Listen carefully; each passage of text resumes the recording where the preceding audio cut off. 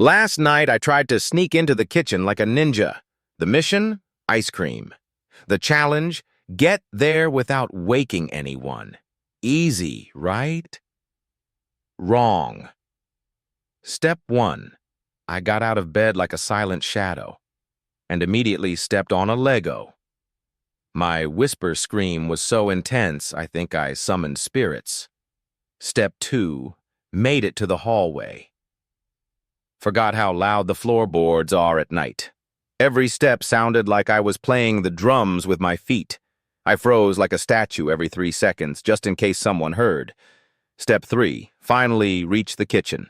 Opened the freezer like a safecracker. The light inside turned on like a spotlight from heaven. I was basically on stage. Cue dramatic background music. Step 4. Grabbed the ice cream tub and dropped the spoon. Clang. That spoon hit the floor like a cymbal in a marching band. At that exact moment, my cat decided to jump out of nowhere like a flying ninja, and I swear I saw my soul leave my body. Step 5. Gave up. Ate 2 bites straight from the tub while crouched like Gollum behind the kitchen counter. Heard someone coming, panicked. Ran back to bed with the speed of a raccoon in a trash can raid. Next morning? Did you hear weird noises last night? Me. Nope. Must have been the wind. A woman visits her husband in prison. Before leaving, she says to a correction officer, "You shouldn't make my husband work so hard, he's exhausted." The officer laughs. "Work? Ma'am, he only eats, sleeps, and stays in his cell." The wife replies, "That's strange. He told me he's been digging a tunnel for months." One morning, a construction crew arrived to begin building, and their new little 5-year-old neighbor was instantly fascinated. Every day, she stood nearby, watching the workers, asking questions, and soaking in all the action. The crew soon adopted her as their project mascot. They chatted with her during breaks, let her sit with them at lunch, and even gave her tiny jobs to help out. She loved every second of it. At the end of the week, they surprised her with a little pay envelope. Excited, she showed her mom, who praised her and suggested they go to the bank to start her very first savings account. The bank teller, charmed, asked how she had earned her own paycheck at such a young age. The little girl proudly explained she had worked all week with the construction crew. "That's amazing," the teller said. "Will you be working with them again this week?" The little girl thought for a moment and replied, "Only if the store finally delivers the bricks." My son walks up to me, looking super serious, and says, "Mom, do you really love me?" Me, a little confused but smiling. "Of course I do. I love you more than anything." He stares deep into my soul and goes, "Jumi, then why did you turn off the Wi-Fi?" And just like that, my love was questioned. On a scale from 1 to no cartoons, it was a full-blown crisis. Tim finally decided to marry his longtime girlfriend. One evening, shortly after the honeymoon, he was in the garage organizing his golf clubs when his new wife walked in and watched him silently. After a while, she broke the silence. "Tim, now that we're married, maybe it's time you quit golfing. You spend so much time on the course, and I'm sure you could sell your clubs for a good price." Tim froze, his face horrified. "What's wrong, darling?" she asked, concerned. "For a second," he said, "you sounded just like my ex-wife." "Ex-wife?" she shouted. "I didn't know you were married before." "I wasn't," he replied. A preacher's wife comes home from shopping with a very expensive dress. The preacher cringes when he sees the dress. "We're on a budget, remember?" "I know we're on a budget," replies the wife, "but the devil himself went shopping with me." He convinced me to try on the dress. The preacher face palms. "When that happens, you're supposed to say, 'Get behind me, Satan.'" I did. He told me the dress looked even better from the back. A guy walks into a bar and orders 10 shots of whiskey. The bartender asks, "Rough day?" "What happened?" The man sighs. "I just found out my brother is marrying my best friend." The next day, he's back. This time ordering 12 shots. "What now?" the bartender asks. "My son just told me some big news," the man replies. On the third day, he comes in and orders 15 shots straight. The bartender shakes his head and says, "Doesn't anyone in your family like women?" The man takes a sip, looks up and mutters, "Apparently, my wife does." Two neighbors were chatting. One asked, "So why did your foreman fire you?" The other replied, "Well, you know how the foreman just stands around watching everyone else work?" "Yeah." He shrugged. "Mine got jealous. People started thinking I was the foreman." A man goes grocery shopping with his wife. He spots a case of beer and places it in the cart. "What are you doing?" his wife asks. "They're on sale. $10 for 24 cans, he replies. "Put it back," she says. "We can't afford that." Reluctantly, the man puts the beer back. A few aisles later, the wife picks up a $20 bottle of face cream and puts it in the cart. "What's that?" the man asks. "It's my face cream," she says. "It makes me look beautiful." The man pauses, smirks, and says, "So does a 24-pack of beer, and it's half the price."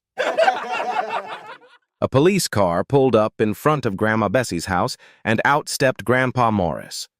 The officer politely explained, "Ma'am, your husband said he got lost in the park and couldn't find his way home." Grandma Bessie stared at Morris and said, "Lost? You've been going to that park for 30 years. How'd you get lost today?" Leaning in close so the officer couldn't hear, Grandpa whispered, "I wasn't lost. I was just too tired to walk home." A kindergarten teacher handed out a coloring page of a duck holding an umbrella. "Color the duck yellow and the umbrella green," she instructed. Little Johnny, ever the rebel, colored the duck bright fire truck red. The teacher walked over and asked, "Johnny, how many times have you seen a red duck?" Johnny grinned and replied, "Same number of times I've seen a duck holding an umbrella."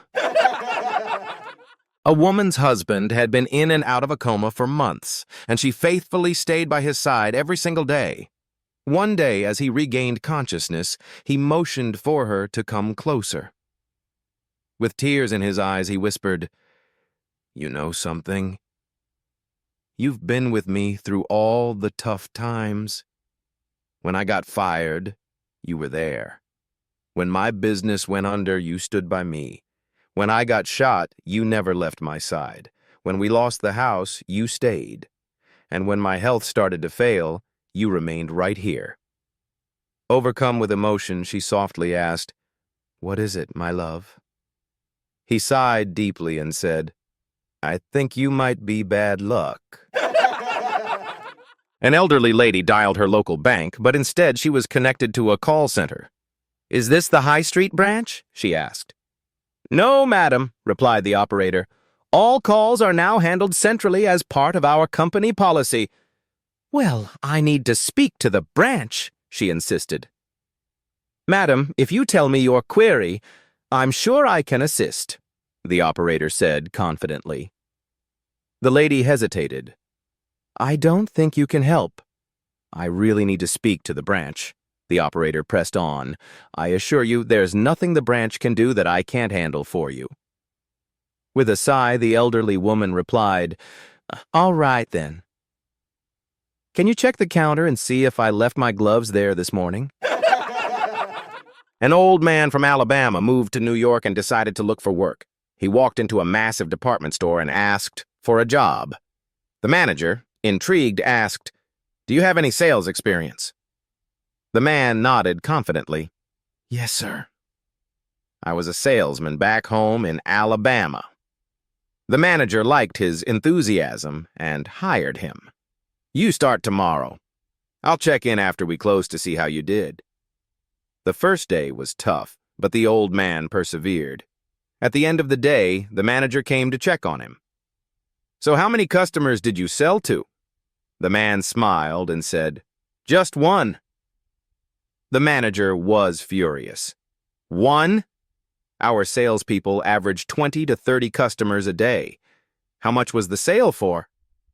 The old man replied, $121,237.65.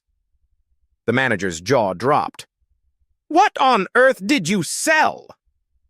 The old man explained, Well, first I sold him a small fish hook, then a medium fish hook, then a larger one.